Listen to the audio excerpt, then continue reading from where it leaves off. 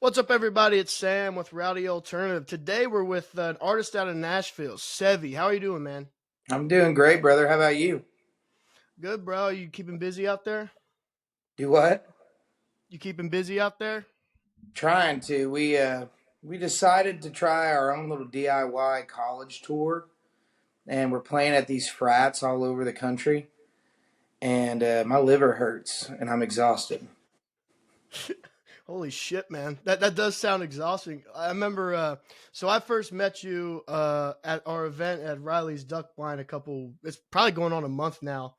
And you closed out the night, and that was some crazy shit. We were all feeling it, I'd say. It was like 1 a.m, but we were still rocking and rolling though. Dude, yeah, because it's rowdy, and that's what it was called for, man. We just got and we drank a little bit, we had a good time, and just played a rock show.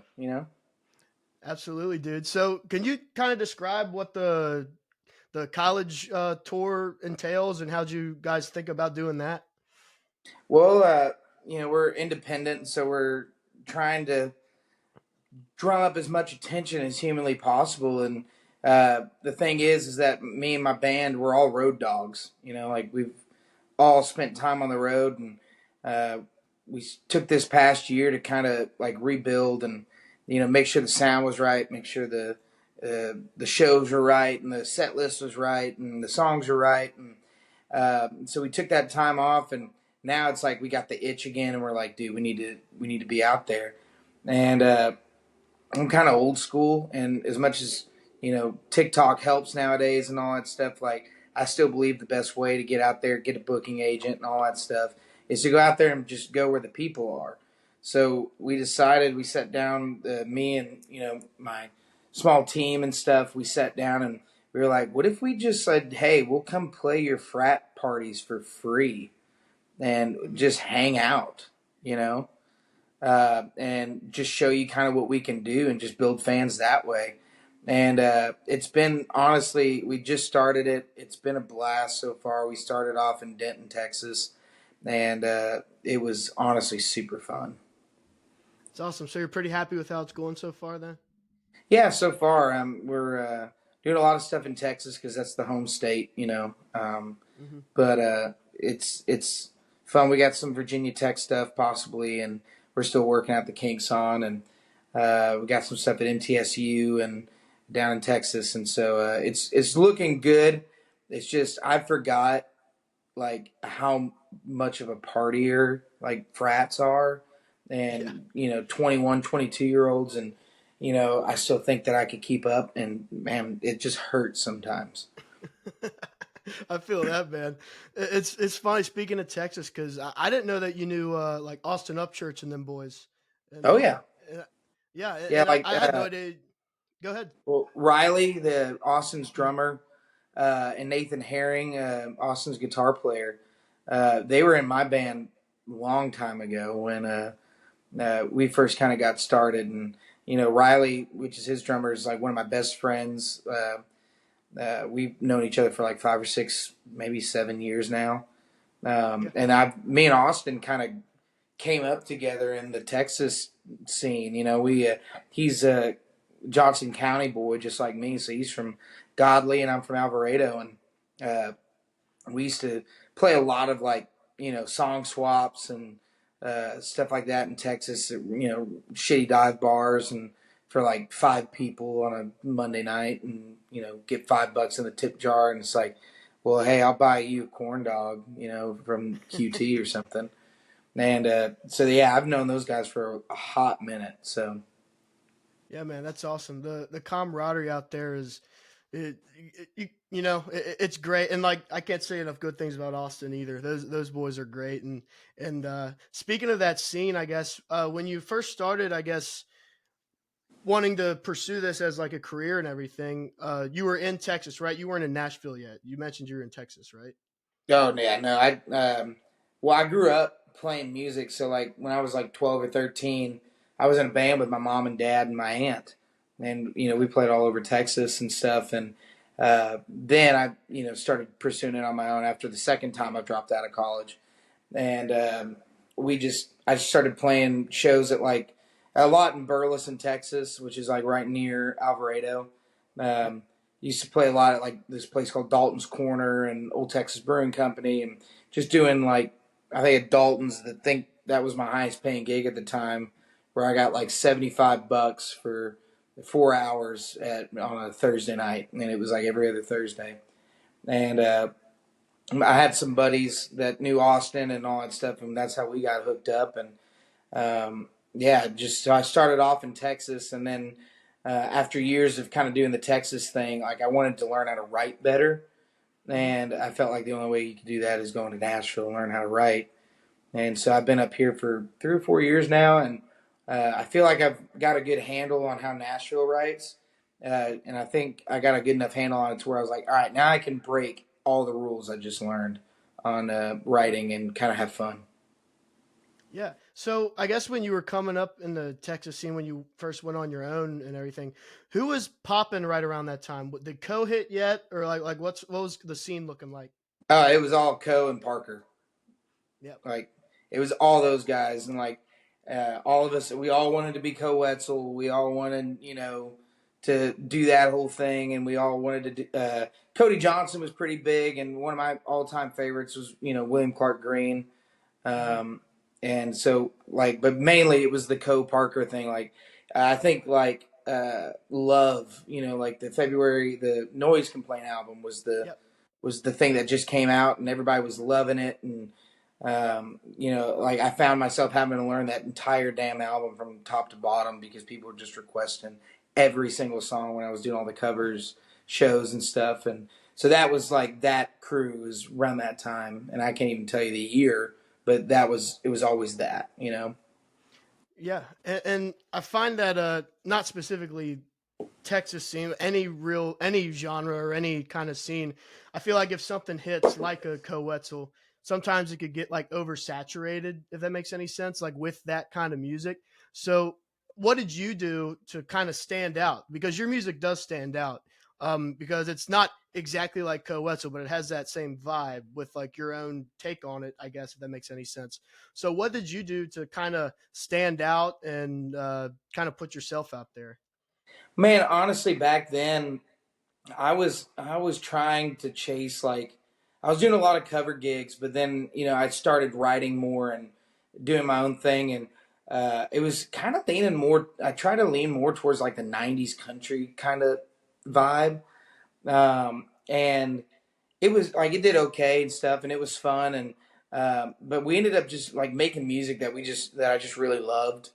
Mhm. I would record down at Fort Worth Sound, I think is what it's called, Fort Worth Sound with Bart Rose, and we would just go in there and they had great musicians in there, and we just kind of had fun and just kind of made whatever music we wanted. We had a couple of songs that were along that Co vein, but then I kind of straddled that Parker and Co lane, Yep. somewhere right in the middle with the little more of like the commercial Nashville like pop in it. And it wasn't until probably like the last year that we really honed in on the sound that we have now. It's kind of got like the rowdiness of like the whole Co thing, and kind of got the attitude of that. But I personally, I love pop music. I love primarily like older pop music, Hmm. and like everything's just so hooky and catchy and stuff. So I wanted to incorporate the hookiness and the melodies and stuff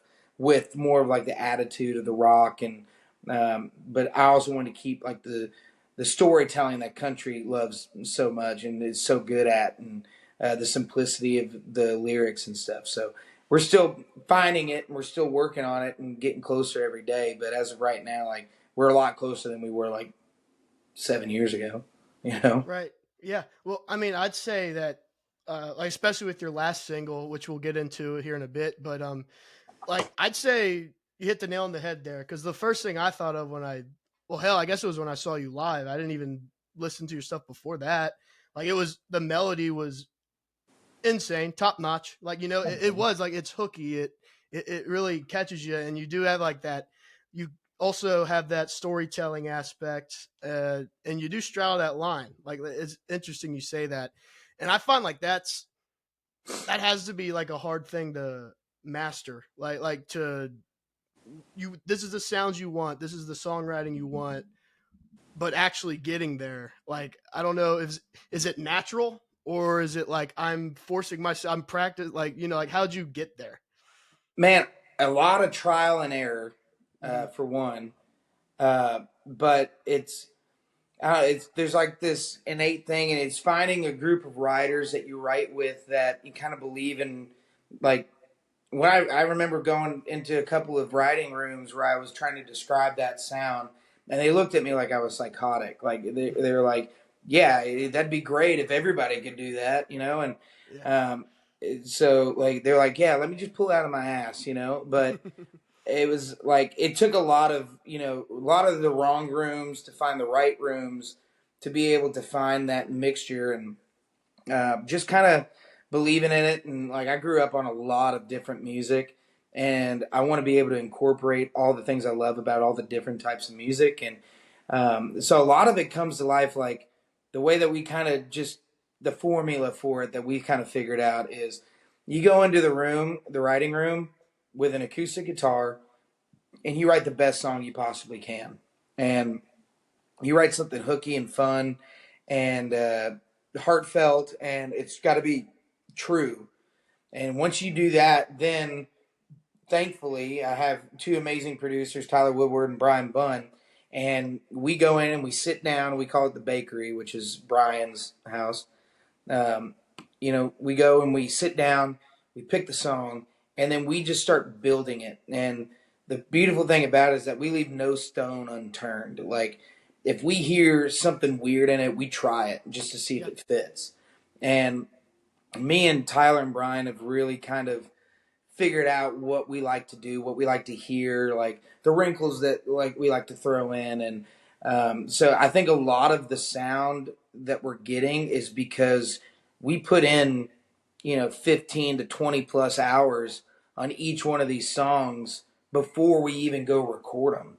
Yeah. Like that's just us spitballing ideas and sitting in a dark studio, ordering Chipotle, just and Uber Eats and twisted teas or beers or whatever, and just trying to figure it out and just talking about different ideas, and then we find this amalgamation of like what Brian thinks, what Tyler thinks, what I think, because Brian is a commercial guy to a degree. Like he thinks commercially. He's been a writer in Nashville for a long time and a producer in Nashville for a long time. So like his brain just automatically thinks, "Hey, this part could be our commercial part of this." Hmm. While Tyler is our wrinkle guy, and he's just like, "Okay, I see your commercialism, and I want to fuck it up. So can we try this?" Yeah. And then I'm there to say, "Hey, that part's not true to me. This part's not true to me. This is like I would sing it like this, or I would like to hear this." And so it's a really good team effort to create this. So it's kind of a lot of trial and error, and some of it's just natural, but it's a naturalist between three different people. It's our each of our natural things that we kind of combine together. Yeah, and an artist like that who would have like a commercial guy, like you said, and a guy who's not afraid to make it weird, like that's what keeps it consistently fresh, I think. And that's what, Mm-hmm. at the end of the day, I guess that's what separates that artist from like the rest, to keep away from the saturation and everything, especially in a place like Nashville, where I mean, like, I'm not from there, I don't live there, but like as an outsider, I've always been like, man, everything in Nashville sounds the same. But if you go down there and you actually meet these guys and go to these shows, like guys like you, it's like they really, if they have a good team behind them and like a unique take on things, like I feel like that's what keeps things unique and fresh. And I think that at the end of the day, that's what you need. Yeah, and me and Tyler, like I'm from Texas, he's from Oklahoma. We grew up in that red dirt Texas Hmm. scene and everything, and like the thing about that, the Texas scene, my experience in it is that they didn't like Nashville country. They wanted to be the exact opposite, and to a degree, like I still think I got a little bit of that in me, where it's like I don't want to do that 100%, but I also am not afraid of like the poppy side. Like a lot of my buddies that I used to run with in Texas, they just didn't want the pop at all in their music, and that's cool. Like everybody's different. I still think that music is amazing, whether I love it or not. Like I can find appreciation in all types of music, And the Texas thing, it just, they were like, hey, no pop, like, not none of that. But then in Nashville, it's like, give me all the pop. So I wanted to kind of, not be Nashville, not be 100% Texas, but just have fun and make Yeah. the best music that we can, and then let anybody else like listening put it in whatever box they want to put it in. For sure. So when you did move to Nashville, was it like a big, I guess, culture shock to you, or like how big of like a change was that for you being like a Texas guy? Whew. I mean, it was quite a bit. I mean, most of the writing rooms that I did in Texas, it was like me and my buddies getting piss hammered drunk, throwing shit at the wall to see what sticks. Yeah. There wasn't really a storyline or like, hey, we're gonna write to this hook or anything like that. It's more so of just like, it was more so of just like having fun and just doing it. Mm-hmm. While up here, I get into my first write, not necessarily expecting that, but used to that. And then we walk into a nice building with a nice room, and it's got a good vibe. And then it's like, hey, this is my hook book. This is all the things I have. Could we do this, or what can we talk about today? And I'm like, I thought we were just gonna start saying things that sounded good. Yeah. And so it was kind of a culture shock. That, and I'm from a super small town. Like, I think there's like 3,000, 5,000 people there. And I was at like, when I moved up to Nashville, I moved into a garage, like a real garage, Yeah. like not one of the nice ones where someone like made it a man cave. No, it was like I'd have to shake my sheets out of my bed because there were bugs in it. Yeah. And it got hot in the summer and it got cold in the winter. And but I was only like 5 to 10 minutes from downtown, so I was very much in a suburb, and that was kind of a culture shock too. I've never really been used to that either, so it was different, but I've grown to love it. That's good, man. So like, I guess how would you describe your sound if you had not putting a label on it, because that don't matter these days, I don't think, putting labels on music, but if you had to describe your sound, what would you describe it as? Well, I mean, I would like to call it just good music and Yeah. then let anybody else describe it however they want. But if I had to put like something to it, we kind of call it it started off as a joke and we just kind of ran with it, but it's Southern pop punk. Oh, Um, nice. because it's got the country kind of storytelling aspect of it, but it's hooky and it's got a little bit of an attitude. So we kind of just coined it as Southern pop punk and just kind of moved on, and just still continue just to try to have fun with it. Yeah, that reminds me a lot of kind of how, speaking of Austin again, that reminds me a lot of his stuff too. Like there's like a weird like you guys like have like, I feel like not just you guys, but like there's another resurgence of like pop punk, which I love. I love pop punk, but Dude, like I same. feel like there's like it's coming back. The pendulum's swinging. I was just talking yesterday to Cody from Hinder, and I was talking to him about, I'm like, do you guys see like the resurgence of pop punk and like butt rock, all that shit that was like popping in the 2000s? He's like, I see it. I don't know why, but we're glad it's here, I guess. So Dude, I think it's because the Texas Rangers went to the World Series, because and Creed, was yeah, their go to song. Like, I think that's what started it all, and then people realized like, hey, this music's really fucking good. yeah, yeah, man, hell yeah.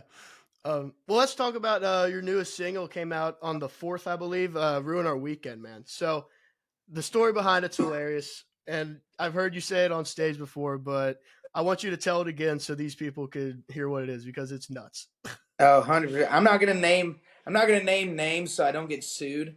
Right. Um, but I have a friend of mine who ended up getting. He's kind of a short king. He's I have no room to talk. Like, I'm 5'9" on a good day, but he's like 5'8", like solid. And he was dating like a 6 foot, you know, 6 foot tall girl, and he picked her up one night.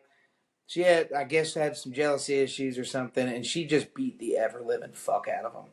And it was more of like, we got together after that, right, or after that all happened and stuff, just to kind of rally behind her friend. Like, she went to jail. She got, charged for the assault, and like there was witnesses like saying like he was walking down the street with his shirt ripped and missing a shoe and all that stuff, and just hearing her screaming.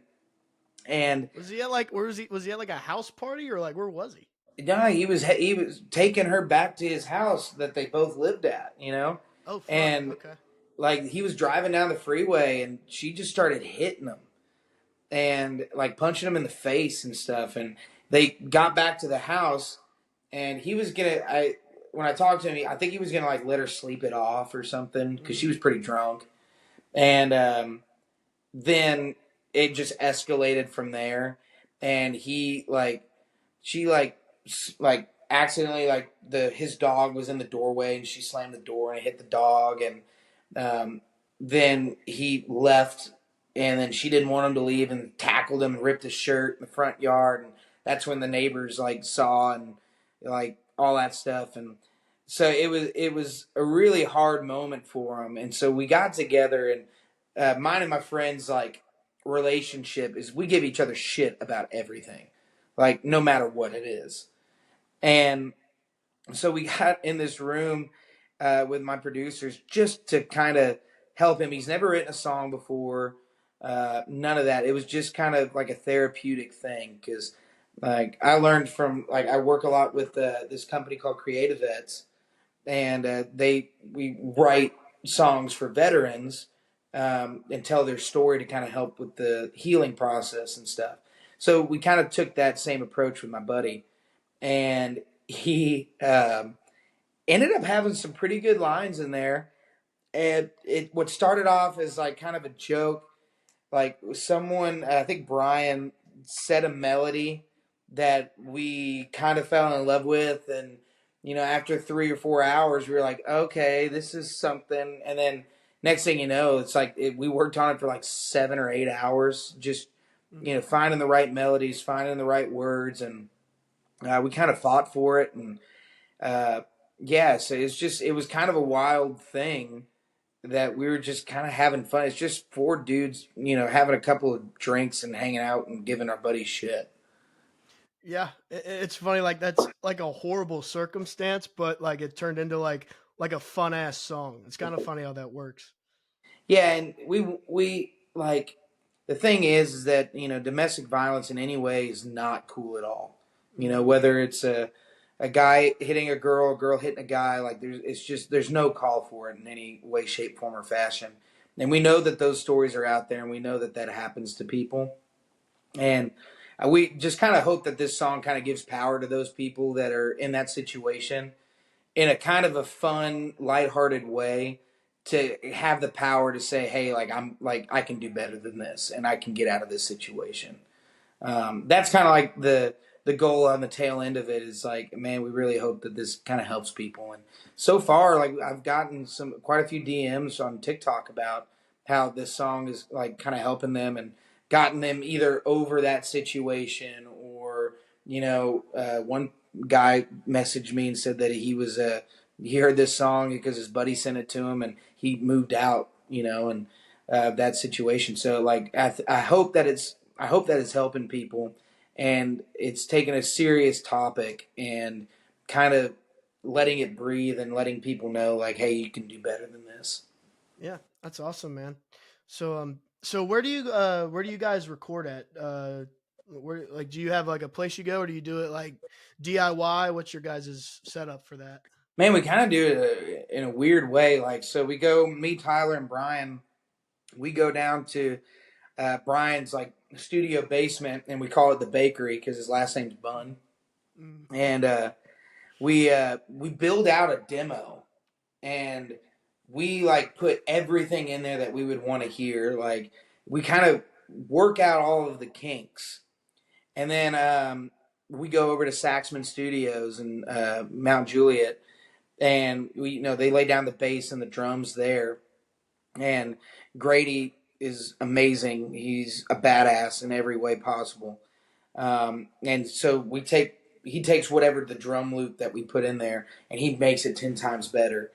And the bass player that he gets, I think it's been different almost every time, but he they're all amazing, and they I love really really cool bass lines, and so like it's kind of fun to let these guys who have to kind of stick to the twos and fours, and I'm like, hey, go wild, do your thing, like have fun with this, make it funky, like have a good time, and then we take it back to the studio and we kind of piecemeal it out where we have now the building blocks with the rhythm section.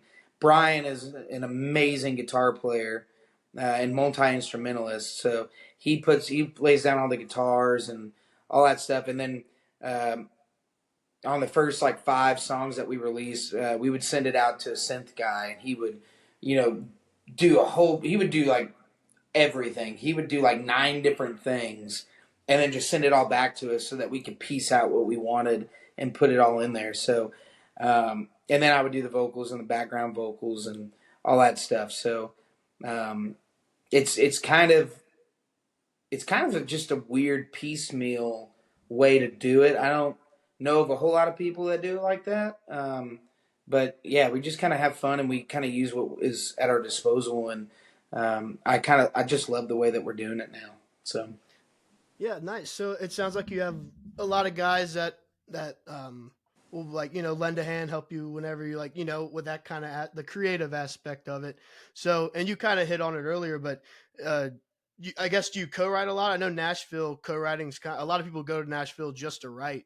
So, do you do a lot of co-writing compared to just on your own, or? yeah, I've been writing a little more on my own since we released these last 6 songs. I I've got a couple of stuff that when I write on my own, it's more because like I feel something like really heavy, or I hear a melody that I have to get down or something, and I can't just let it lie after I get it down. Like I have to finish it. Mhm. But for the most part, yeah, I do a lot of co-writes. Like one of my favorite co-writing partners is David Duvall. He's with Owens Entertainment Group Publishing, and it's it. He's amazing. He is a melody guy. Quick writes. Very conversational. Uh, my song "Sunny Day" is just me and him just sitting down. We wrote it on on my couch. Um, then me and him and Tiffany Goss wrote "Conditions," and then my other favorites is Billy Montana, uh, Brian Bunn, Tyler Woodward. I found a core group of people that I really, really, really love writing with, and now and over this past year, we've been kind of branching out and seeing other people that would be interested, because there's a lot of people that don't get what we're doing really, Mhm. and that's totally cool, and I understand it, and um, it's kind of weird trying to do this sound, um, but we're trying to find the other people that are like, dude, we'll give this a shot, we'll try it. So I've been writing a lot with friends, and starting to write with the members in my band, and uh, starting to write on my own because it's hard to find people that are looking to make this kind of music. And but we're slowly getting there, and I have a really great core group of guys that and gals that I just love to death that are willing to take a chance on this stuff. Yeah. So I feel like you just answered my next question, but would you, I guess, in a place like Nashville, would you would you describe it more as like, when you look at it, is there more camaraderie or is there more of a competition? Healthy dose of both. What was your experience with that? Man, honestly, like in Nashville, I feel like it's camaraderie. I feel like it's a healthy dose of both, but it's like the camaraderie is just amazing. Like in Nashville, when you go write with these accomplished writers and other writers that are trying to make it, like that's the only, like, just to my knowledge, this is the only industry where someone is trying to help you get better so that you could take their job essentially one day. Yeah. Wow. And that's, to me, that is like the epitome of camaraderie. But at the same time, there is a healthy dose of competition, but it's not like the bad competition, where you get jaded and jealous and all that stuff. It's more so of like friendly competition, like my buddy Taylor, he's helped me. Taylor Holder's gotten me in his band, and I play with him, and I open up for him and stuff. But there's still like he'll write a song, with his writers or something, and he'll show it to me and be like, "Hey, Sevy, check this one out," and then I'm sitting here like, I just wrote one too. Check this one out, and Yeah. it's just trying to get your buddies and the people that you're surrounded with that are in your circle to move to that next level, and Right. I call it friendly competition, and Yep. I love it, and it's kind of one of the driving factors, and if you surround yourself with the right people up here, dude, it's a blast. Yeah, yeah, and that's one of the most surprising things that I've learned just visiting down there when I have, because I lived in Texas and Oklahoma for a year, and that's kind of when I got into like the red dirt and Texas scene, and so obviously being with those guys, them a lot of them still having that grudge against Nashville for like no reason, but still like you're kind of feeding off that. So when like I got to Nashville, I'm like, man, like all you think about is like the commercial aspect and like the industry machine, all that stuff down there. It's like, man, this is about to be like an unfriendly bunch of people. But when I got there and I go to these rounds that like Nick and Matt host, it's like, fuck, these people love each other. Like they feed off each other. Oh, dude, yeah. Like my first trip to Nashville, I was expecting the absolute worst. I was expecting a nothing but a bunch of dickheads up here, Mm-hmm. and I couldn't have been more wrong. And I think a lot of the people that like in that Texas red dirt scene, they just haven't come up here and experienced yet, and that's the reason why they have that mindset. Mm-hmm. And it's it sucks, and I hope that all those guys and gals in Texas, the Texas red dirt scene. I hope that they come up here and experience this because this is such a great place to write with people and learn more. And Yep. my experience with the Texas country red dirt scene, it was more of the bad competitiveness than camaraderie. And I don't mean that like to diss anybody at all. It's just at like from my experiences, it was like, I witnessed more backstabbing in Texas thinking it was normal than I did in Nashville. Gotcha. And it that's okay, and I know that I'm not saying that that's everybody because Mm-hmm. I have friends that are in that Texas scene that are the sweetest kindest human beings that will help you and give you the shirt off your back and all that stuff. I think there was just a small group of outliers that I found and I've heard stories about and stuff like that I haven't heard that as much in Nashville. And if I have, it's you know from the old stories from the early 2000s and stuff. Yeah. Yeah, man, it was a pleasant surprise for sure. But so I guess do you feel over I guess as you mature in your career and over the past couple of years, do you notice your songwriting evolve in any way or just your creative process evolve? I guess you could use the term mature or whatever you want to use, but do you feel it like evolve or is it all just kind of like one day or like, oh damn, I'm like writing completely different than I did in 2020 or something like that? I think it's a little bit of both, to be honest, because like I didn't notice the evolution until I feel like I was already at a completely different place. And then when I was at that place and I looked back, like I could see the evolution. It's like one of those things where you don't know you're growing until you've grown. Yeah. And so like now, like the songs that I write by myself are 10 times better than the songs that I used to write by myself. Like those were dog shit. Hmm. And now I could say that they're pretty good. Like I would be happy with showing it to people. And it's all from learning. Like I think it's because like I came up here with maybe 3 co-writes under my belt and only writing by myself in Texas really, and then coming up here and then I shut the fuck up when I like the first like 3 months I was up here, Hmm. and I threw out ideas when I had them, and I just watched how these professional songwriters worked, and I saw like what I liked about how they did this or what it's not for me or whatever, and like one of my biggest mentors, Billy Montana, he has this thing where he could just like take a story in. I call it going into his brain closet. And he'll sit on his laptop and just be silent for like 30 minutes. And Mhm. then he'll just flip the laptop around and says, "Hey, what do you think of this?" And it's like phenomenal. And I cannot do that. I've been trying to, but I just don't have that yet. And but I've gotten to learn from all these people, and I've noticed the evolution when I go back and I listen to the songs that I wrote, you know, when I was in Texas, and then the first year I was in Nashville, then the second year, and ending. I think I'm ending like my third year, going into my fourth year, I think, and like where I'm at now compared to then, it's night and day difference. And also my taste has changed in my Mhm. writing, so it's like I don't know if I just like this music better and I still got a fuckload more growing to do, or if I've grown and I like this music better. So Yeah.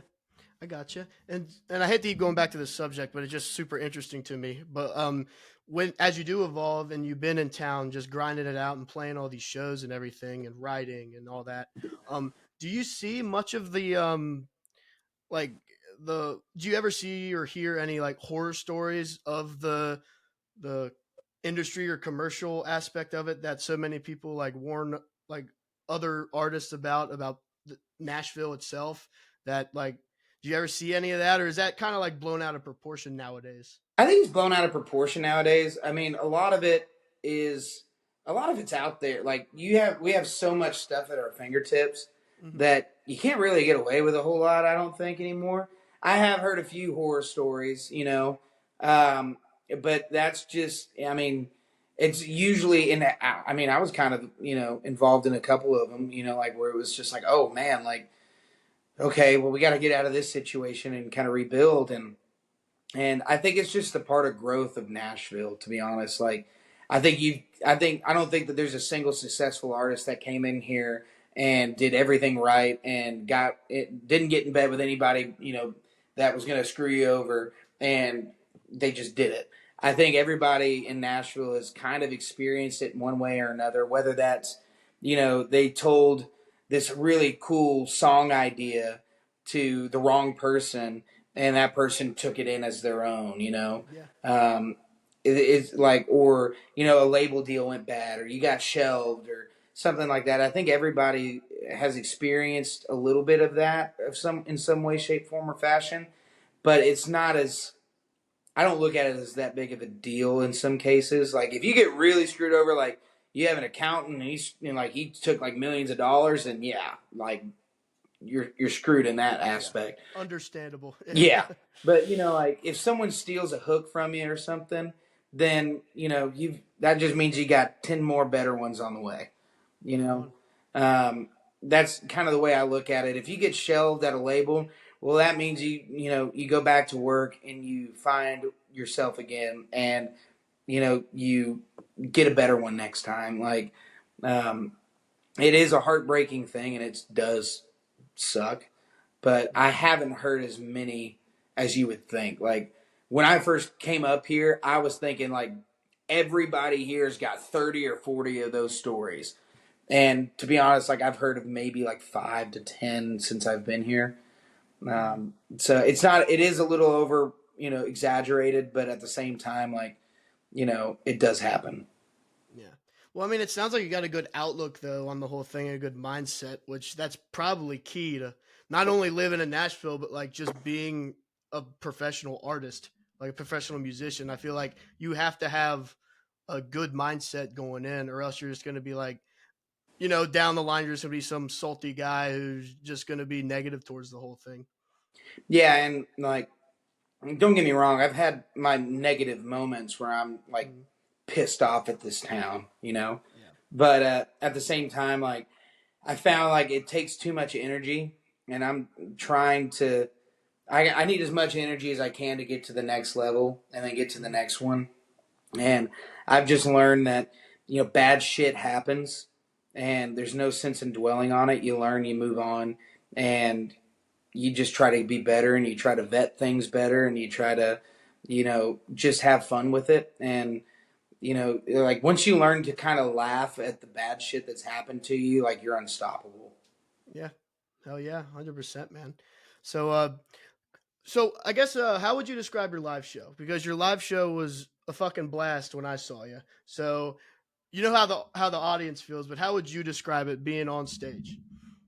Man, being on stage, like I would like to say it's a party with feeling, I Hmm. guess. Um, because when I go in there, like I've learned from my mom and dad on how to build a set list. Like that was one of the first things, and one of my favorite things to do is building a set list for a show. um, and also using your natural instincts to read the crowd and know, like, oh, we've played five upbeat songs, and there's a girl panting in the corner because she's tired. Maybe we should slow things down instead of playing this next fast song. But Okay. I like to say, like, it's a party with feeling, because I want people to party and I want them to have a good time, and I want them, once they walk into a door where I'm playing, like, I want them to say, like, hey, I'm going to leave all of my baggage and all my bullshit here at this store. Hmm. Like, if you can't pay a bill, or, you're broke, or your girlfriend or boyfriend left you, or whatever happened, just leave it at the door. Come in and forget about the outside world for, an hour to 90 minutes, and just have a good time. And then when you're done, you can pick it up at the door when you leave if you want to, or you can choose to leave it there and move on. And that's kind of what I want people to experience, and that's why I call it a party with feeling, because I do want people to have an emotional connection, and I do play some slow songs. I do have some heartfelt songs that I really want people to, like, if you get somebody to cry when you're singing one of your own songs, like, to me that's a pretty big fucking deal. Yeah. And if you can get that to where, like, they cry, and then next thing you know, they're laughing and partying and jumping up and down, and that dude's asking that girl that could be his future wife to dance, or that girl is over there and she says hi to that one guy, and makes Hmm. that guy's day, or whatever it is. Like, I want it to be a really cool place that people can just be people and forget politics, forget the outside world, forget the bullshit they got going on, and just party and have a good time. Hell yeah, man. I love that, dude. Thanks, man. Yeah. And I guess on the topic of shows, you might as well get to. Do you have any shows coming up? What are you looking like with like any touring? I know you mentioned the college shows. If you want to harp back on Oh, that for a minute. yeah. I mean, I don't really have my calendar in front of me, but I could tell you pretty much every one that we got in the month of October. I mean, Yeah. the 10th, we're down at Texas A&M playing a frat party. The 11th, we're opening up for Taylor Holder at the Backyard in Dallas. Um, then the 15th, we're at MTSU playing some party down there. Trying to think. The 18th, I'm actually lending my band to an old friend of mine who's opening up for Tucker Wetmore. So technically, we're playing a gig, but it's not my gig. Um, and then the 19th, we're at Old Texas Brewing Company in Burleson, because my old drummer friend Riley, who plays with Austin, Hmm. it's his birthday, and we've played together on his birthday every day for every time for 5 years, and so we weren't going to let that tradition die. So we're going back to near our hometown to play a show, and just it's free, and it's just for fun, and we're gonna party. We're gonna let him sing even though he's tone deaf, all that stuff. Uh, then the 23rd, we're playing a Barstool event here in Nashville. Then the 24th through the 26th, we're at Virginia Tech playing shows. Wow. Those are still getting worked out, but I know there's, like, a frat party, there's a bar, and those details are more to come. I've got some more sprinkled out, playing with Taylor as his guitar player throughout November and December, and a couple of, like, little acoustic shows. Um, that I can't think of as of this particular moment. But Hmm. and the details are still getting worked out on a lot of them. But our main goal is that 2025. Let the winter months kind of die down and just start hitting at harvest shows in March and April and May. So Well, man, no wonder you're exhausted. That's a lot of shit. yeah, Got to keep on trucking, man. Yeah, I'm working on my like third or fourth Celsius today, so it's it's entertaining. I prayed to be busy, and God answered that prayer, and I didn't know what I was in for, but I'm here for it, and I'd much rather be busy than sitting on my thumb and spinning. So. That's right. Hell yeah, man. So before we head out, I guess if you want to, if there's any new music down the line, I know you just dropped a new song, but if you have anything planned in that aspect, the floor is yours. Dude, the only thing I can say right now is that we do have a plan to release some type of something in November to kind of get us through the winter months. I don't know what song that is yet. We have a couple in mind. Then we've got a lot of new music. I think our first release is going to be the end of January, early of February of next year. We got a lot of cool, good music coming out. I guess the only thing I can say right now is, if you want to give me a follow on the socials, it's TikTok is broke Sevy, and SEVY, and then on Instagram, I'm still going by my government name on there, and it's Andrew the number 7 music. So Right on, dude. Sevy, man, thanks for hopping on. This is a lot of fun. I've been looking forward to talking to you, dude. dude, I appreciate. Thank you guys for having me on. I appreciate y'all. This is a blast, and hopefully, are you in Texas still? No, I fucking live everywhere. I'm living right now in the Cincinnati area. Damn. Uh, yeah, dude, lived in like 10 places in my life, but Nick and Matt are very, very persistent on getting me to Nashville, and it's only a matter of time. It's just I'm not one for change. I'm very scared to move places. You know what I mean? I So understand.